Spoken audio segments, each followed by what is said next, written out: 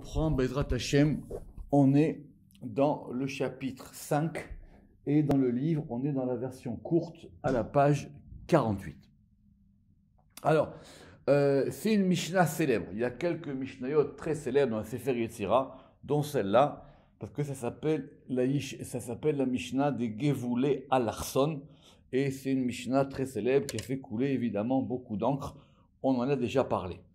Alors concrètement, dans les versions de Mantoue, c'est en fin de compte la deuxième partie de la Mishnah numéro 1. Puisque la Mishnah numéro 1, nous on l'avait coupée en deux. Très bien. Alors on va lire, et évidemment, il y a des différences de versions, et on va essayer d'y voir clair, mais c'est une Mishnah classique. En tout cas, il faut la connaître, parce que c'est ici qu'apparaît cette notion qu'on va étudier aujourd'hui, des Gevulei Alarson.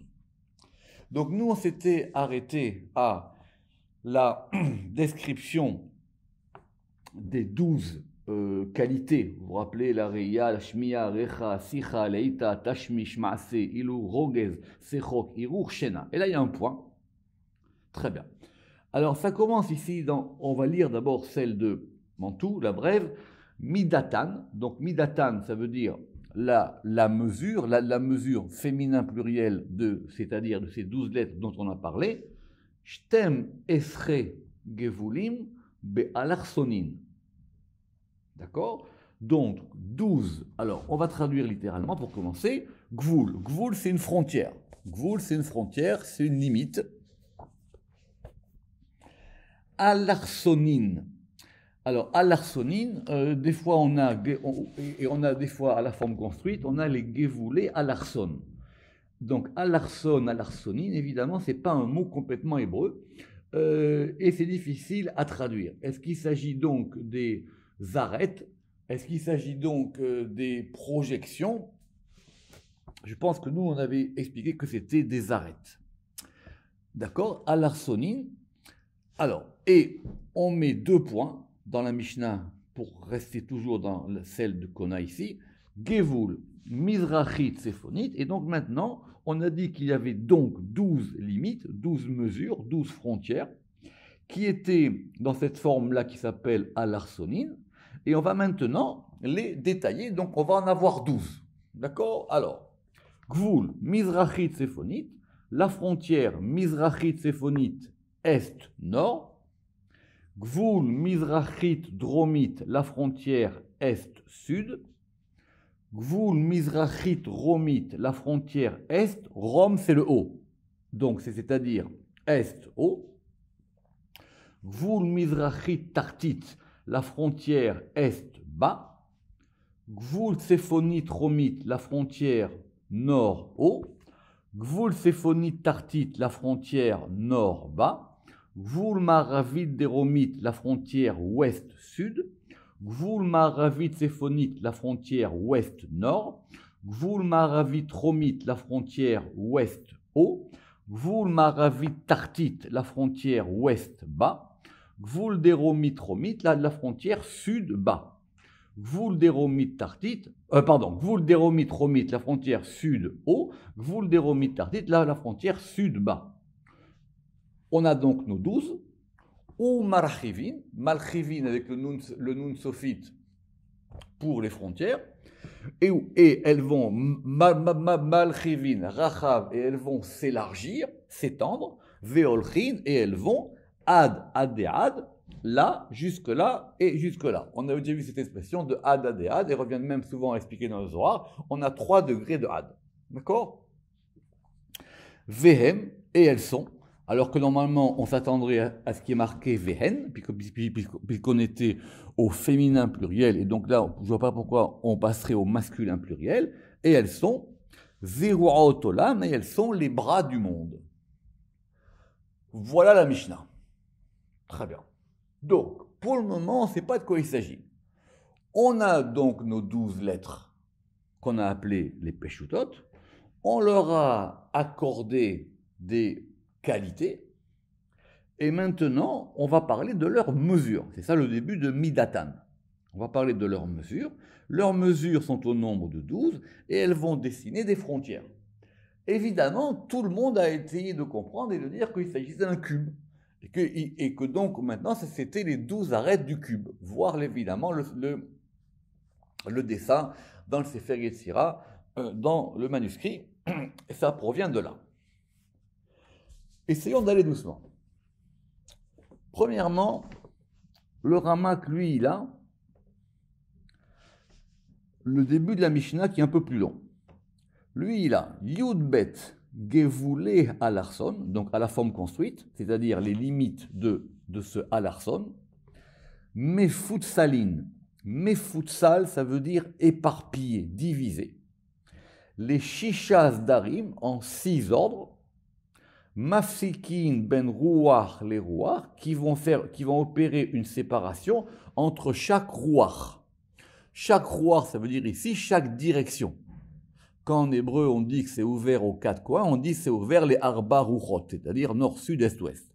Et ici il y a 6 directions qui sont quoi? C'est-à-dire nord, sud, est, ouest, le haut et le bas. Très très bien. Par contre, le Ramak, lui, à la fin, il n'a pas l'histoire des Zeruot Olam.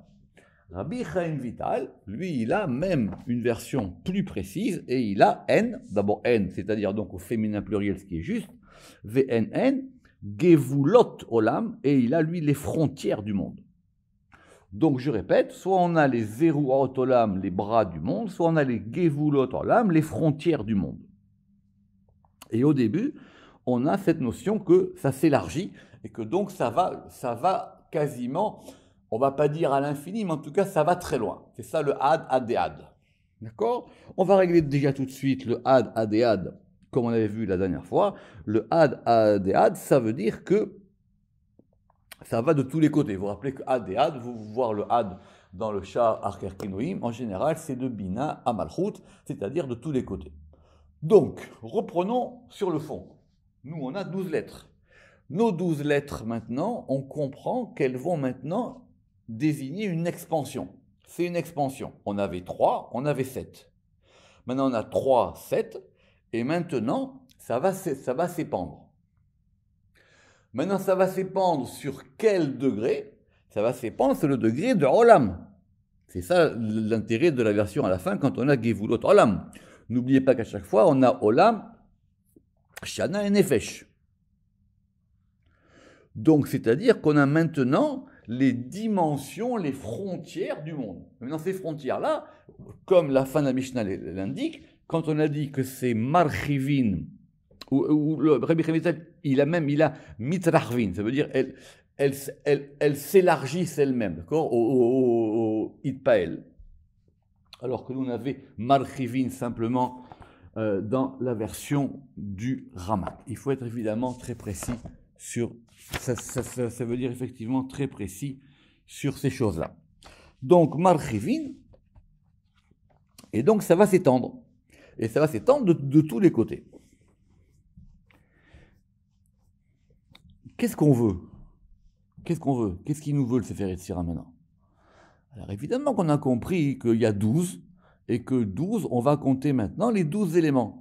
Et que c'est comme si on avait maintenant 12 arêtes, ou 12 lignes, ou 12, je ne sais pas moi, ou même 12 traits, ou 12 flashs de tous les côtés, et que maintenant ça allait faire un espace qui s'ouvre. Et cet espace qui s'ouvre, c'est facile, comme il a 6 directions, nord, sud, est, ouest, haut et bas, et bien donc ça nous donnera donc 12. Mais ces 12, ils indiquent quoi? Ces 12, ils indiquent l'intersection. Puis qu'à chaque fois, vous avez compris qu'on avait une intersection. Donc à chaque fois, on va pointer maintenant les intersections des directions. Pas les directions elles-mêmes. Les directions elles-mêmes, elles sont déjà incluses finalement. Il faut réfléchir à ça. C'est-à-dire les directions déjà, le Sefer Yetzira, il n'en parle pas. Rappelez-vous, nous, qu'on avait déjà vu cette histoire des directions dans la fameuse Mishnah des Chotamot, dans le premier chapitre. Donc, il pointe ici, le Sefer Yetzira, les projections des angles. Et encore, si vous regardez bien, si vous faites le dessin, et les dessins ne manquent pas, vous allez avoir des angles. Et c'est ça, à mon avis, à quoi il faut réfléchir. Donc, le Rama qui dit, donc, si on prend d'après le pshat, ben c'est simple. On a donc 6 côtés, et on va maintenant construire un carré. Donc, on va donc avoir 12 coins, et 12 coins qui vont être effectivement l'un par rapport à l'autre.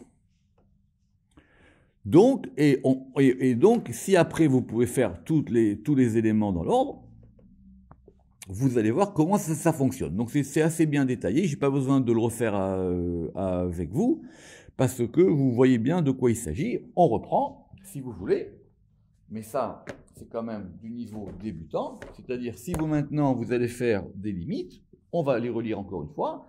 Donc, Mizrachit, Séphonite, c'est-à-dire là, le coin qui est entre l'Est et le Nord. Donc, essayez de visualiser, d'accord? Donc, si vous visualisez, qu'est-ce que vous avez? Vous avez le Nord face à vous, vous avez l'Est à droite, vous avez l'Ouest à gauche, et vous avez le Sud en bas. Et vous avez le haut et le bas. D'accord? N'oubliez pas qu'on avait déjà les 6 dans la Mishnah des Chotamot. Très bien. Après, donc, on commence Est-Nord. On va faire après Est-Sud, c'est-à-dire on tourne.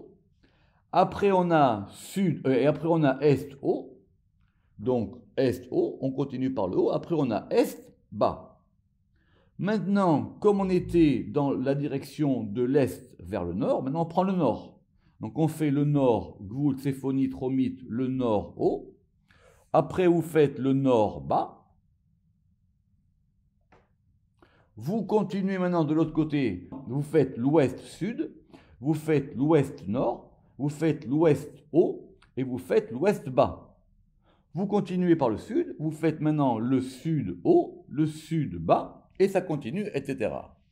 Est-ce qu'il y a des différences dans l'ordre? Dans l'ordre, normalement, il n'y en a pas. D'accord? Donc on peut effectivement, donc ça commence par Mizrach, après on a Ma'arav, Mizrach, Ma'arav. Ah, le Ramak, il a fait Mizrach, Ma'arav et Tzafon. Mizrach, Ma'arav et Tzafon. Effectivement, comme à chaque fois, vous allez avoir des doubles, c'est comme ça qu'on va les trouver ensemble. Ça me semble clair, c'est pas la peine de trop réfléchir là-dessus. Le Ramak, il dit quand même, Bepshat Mishnazo, Nevuchu Kol HaMefarshim. À propos de cette Mishnah, tous les commentateurs ont été confus. Nevuchu, c'est comme Nevuchim, donc ils ont été perplexes. Et chacun, il a voulu expliquer cette Mishnah selon sa voie et selon son chemin. Nous, le Ramak, il avait expliqué de façon très très détaillée dans Shar Praté Shemot, si vous vous en souvenez. Et ce n'est pas la peine de revenir ici. Maintenant, une fois qu'on a vu ça d'après le Pshat, c'est-à-dire qu'on voit bien effectivement qu'est-ce qui se passe. Bien qu'il y ait, dit le Ramak, bien qu'effectivement on ait d'autres versions sur la manière dont vont être détaillées dans la Mishnah ces différentes gvulim, en général, tout va dans le même chemin. Effectivement, on arrive tous à un compte de 12. L'histoire maintenant, c'est, comme il dit le Ramak, comment on va expliquer ça, Kefi Anistar, selon le Sod. Donc il dit, de quoi on nous parle? Est-ce qu'on nous parle d'un espace? Ou est-ce qu'on nous parle d'un espace physique, ou est-ce qu'on nous parle d'un espace spirituel?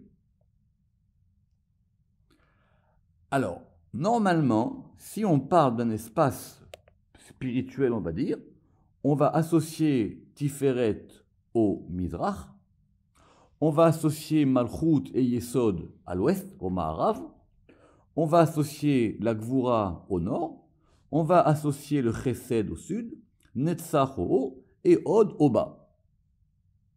Et donc, on dira qu'effectivement, de même qu'il y a l'espace d'en bas, cet espace d'en bas, il correspond à un espace d'en haut qui, effectivement, lui, est un espace infini. Et donc, à chaque fois, on va avoir des conjonctions. Donc, si on a une conjonction, comme on a dit, par exemple, entre l'Est et le Haut, ça sera donc Tiferet et Netzach. Donc, comprenez déjà que tout de suite, d'après le Sefer Yetzira, les sphirotes, ici, on les voit non pas comme des éléments distincts, mais comme des éléments en interaction. On veut maintenant pointer les points de jonction des sphirotes, si on voit les choses de cette manière-là. Donc, d'après le Ramak, Arehem Yudbet Gevulim, donc ces 12 Gevulim, ces 12 frontières, Mamash Metziut Tijasfirot, elles correspondent vraiment à la réalité des 6 Sfirot. Il rajoute simplement que si c'est comme ça, et c'est très compliqué, il devrait y avoir un point central qui fait que ça puisse tourner. Parce qu'effectivement, nous on a vu ça dans un sens, mais pourquoi est-ce que ça serait statique? Pourquoi est-ce que votre cube, il ne serait pas toujours en train de tourner? L'espace, ça tourne. Pourquoi vous voudriez avoir un espace fixe? C'est que cet espace, il est en train de tourner. Et donc maintenant, il tourne autour d'un point, et ce point, ça serait donc un axe central. On va aller doucement. Rabbi Chaim Vital, il pense aussi la même chose, et notez que lui, il va donner un élément encore plus simple. Et il dit comme ça, que d'après le Zohar, voilà à quoi correspondent ces 12 Gevoulés à l'Arson. Donc, il y en a une de Keter à Chorma, une de Keter à Bina, une de Chorma à Gvura, une de Chorma à Tiferet, une de Bina à Chesed, une de Bina à Tiferet, une de Chesed à Tiferet, une de Gvura à Tiferet, une de Tiferet à Netzach, une de Tiferet à Od, une de Netzach à Yesod et une de Od à Yesod. Pourquoi? Parce que comme a dit le Ramak, si on est sur 6, on n'a pas Malchut. Donc c'est là la différence qu'on aura entre est-ce qu'on va appliquer le Maharav à Yesod ou à Malchut. D'après Rabbi Chaim Vital, on n'a pas besoin de Malchut, on n'a besoin que de Yesod. Et donc Malchut serait peut-être soit le point de réception, soit le point de vision de ces 12 éléments qui sont donc composés par rapport à 6. Parce qu'on est sur un mode de 6. Très bien. Et donc c'est ce mode de 6 qui nous a permis de passer au mode de 12. Donc du coup, quand nous on avait dit, essayez de suivre, quand nous on avait dit que les 7 Kefulot, elles correspondaient aux 7 Séphirot, qu'est-ce qu'on comprend maintenant des 12? On comprend que les 12, c'est une expansion de 6 sur 7 des Kefulot. Évidemment, on n'est plus du tout dans les lettres maintenant. On est passé dans cette expansion générale. Alors, vous avez bien compris que quand même, on avait ici essayé de les placer, si on les place par rapport à un cube, par rapport à ce que le Ramak dit, par rapport à des contraires, c'est-à-dire l'un par rapport à l'autre, et l'un par rapport à l'autre. Parce que si vous tracez vos axes, vous allez bien voir que maintenant, vos axes, vous allez pouvoir les faire de façon complètement diagonale. C'est-à-dire en gros que si vous prenez le nord-haut, il est complètement à l'opposé du sud-bas, et l'est-haut, il est à l'opposé de l'ouest-bas. Donc du coup, on peut même tracer complètement des diagonales d'un côté à un autre côté. Donc en gros, vous êtes pris dans un espace. Et dans cet espace, qu'est-ce qu'on voit? On ne voit pas les directions. On voit maintenant les angles, où on voit, j'allais presque dire les rayons. Vous voyez maintenant comment ces rayons-là, ils vont tracer des axes ou des lignes qui vont aller d'un côté à un autre côté. Le Ramak qui va aller plus loin. Le Ramak qui va dire que du coup maintenant, si nous on a été passé du sens physique au sens des sphirotes elles-mêmes, mais les sphirotes étant entendues ici sur un mode de 12, donc on peut tout à fait transposer ça par rapport aux 12 permutations du Shem Yud Ke Vav Ke. Et donc maintenant, on est entouré de ces 12 permutations du Shem Yud Ke Vav Ke qui vont maintenant être disposées. Or là, ça commence à devenir intéressant. Parce que vous n'avez pas tracé un cube là maintenant. Là maintenant, vous avez tracé une dynamique de noms. Et c'est là exactement où veut vous plonger Sefer Yetzirah. Il veut vous amener là. N'oubliez pas toujours la fin. Ou mitrachvin veolchin, et elles vont s'élargir, veolchin, et elles vont ad et ad, jusqu'à et jusqu'à et jusqu'à. Et c'est ça qu'on appelle soit les frontières du monde, ou soit l'expression, et encore mieux chez le Ramak, qu'on appelle les Zeruot Olam, les bras du monde. C'est-à-dire les choses qui vont ceindre le monde. Revenons sur cette histoire des 12 Shem Yud Ke Vav Ke. Ve'atan Omar. Et maintenant on va dire, qui Yud Bet Avayot, que ces 12 Avayot, donc c'est-à-dire ces 12 noms du Yud Kevavke, Em Bet Tsirufim, Mamash, ce sont donc des Tsirufim, Zo et Ferzo, et l'un est à l'inverse de l'autre, de la même manière que par rapport à ses Gvulim, par rapport à ses frontières. Donc si vous avez révisé vos 12 permutations de Shem Yud Kevavke, et donc c'est pour ça qu'il avait placé ces 12 Givula Larson dans le Pardes à propos des Praté Hashemot, c'est quoi l'inverse de Yud Kevavke? C'est He, Vav et Yud. Après on a Yud Keke Vav, qui va être à l'inverse de Vav Keke Yud. En fin de compte c'est simple, vous retournez le nom à chaque fois. La troisième, Yud Vav et He, elle va être à l'inverse de He, Vav, Yud. La quatrième, Vav, Yud et He, elle est à l'inverse de He, Yud, Vav. La cinquième, qui est Vav, He, Yud, He, elle est de l'autre côté que He, Yud, He, Vav. La sixième, He, Vav, Yud, He, elle est à l'inverse de He, Yud, Vav, He. Et donc ça fait Vm Shisha, Neget, Shisha, Kedé, Pirachnou, et donc c'est 6 par rapport à 6. Pourquoi est-ce que maintenant, avec ça, on va pouvoir aller plus loin? Parce qu'au niveau de Shana, on aura quoi? On aura 12 mois. Or, les mois, ils viennent les uns après les autres. On ne peut pas être à la fois au mois de juillet et au mois de janvier en même temps. D'accord? Donc, si on va maintenant placer ces 12 Shem Yud Kevavke par rapport aux 12 mois de l'année, comme c'est fait dans le Tikkun Zohar, comme c'est repris dans tous les calendriers, et comme après, effectivement, on ne bougera pas de ça, alors on va avoir des permutations par rapport à un mois. Mais comme on est ici maintenant par rapport à un degré de Olam, on peut tout d'un coup, avoir une vision mondiale, si on peut dire. Olam, on peut avoir maintenant une vision globale de tout ça. Et on voit maintenant comment ça tourne. Et donc là maintenant, les Tsirufim, ils vont plus s'écrire en 2 dimensions. Les Tsirufim, ils vont s'écrire en 4 dimensions. Essayez simplement de visualiser les choses. Et maintenant, les Tsirufim, ils vont s'écrire en 4 dimensions. C'est pour ça que du coup, comme il a dit le Ramak, cette Mishnah, elle est Nevucha, elle rend perplexe, elle est même déconcertante. Parce que du coup, de la manière dont elle a été construite par rapport aux angles. Je répète. Donc maintenant, nous, on avait vu les angles. Mais ces angles-là, ils se font face à face, 2 à 2. Et même, on peut voir différents éléments. Je vous enverrai, si vous voulez, en général, le schéma du cube qu'on fait de façon générale. En général, on fait un cube. Et donc, on dit, effectivement, il y a les 2 côtés. Mais ce cube-là, à la limite, il tourne. Et j'ai même vu dans certains commentateurs qu'on pouvait même en faire un cercle. Qu'on pouvait même en faire un cercle et qu'on pouvait même en faire une sphère. C'est-à-dire, c'est pas obligé. C'est-à-dire, quand nous, on reste sur la vision du cube, du Merouba, comme il dit le Ramak, vous pouvez très bien faire rentrer votre cube dans un cercle. Et vous pouvez même faire rentrer votre cube comme si c'était une sphère. Comme si c'était un grand élément rond qui tournait. Et cet élément rond qui tourne, c'est maintenant ce mouvement qui va donner les Gvulot Olam. Ça veut dire qu'on va d'un côté à un autre côté. Et c'est à l'intérieur de ce côté-là qu'on va effectivement se placer.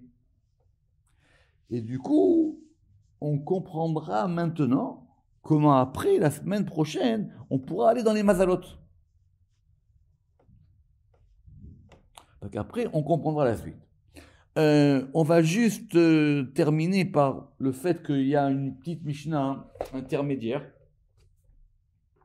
qui est entre les deux, qui figure chez le Ramak, mais qui ne figure pas ailleurs.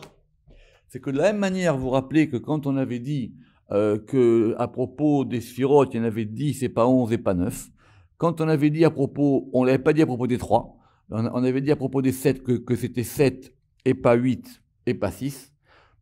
On a ici aussi une Mishnah qui dit elles sont 12 et pas 13 et 12 et pas 11. D'accord? Et que c'est comme ça que ça fonctionne. J'expliquerai ça assez brièvement la semaine prochaine, mais on verra comment ça marche. En tout cas, c'est suffit pour aujourd'hui. Baruch Adonai Le'olam. Amen ve Amen.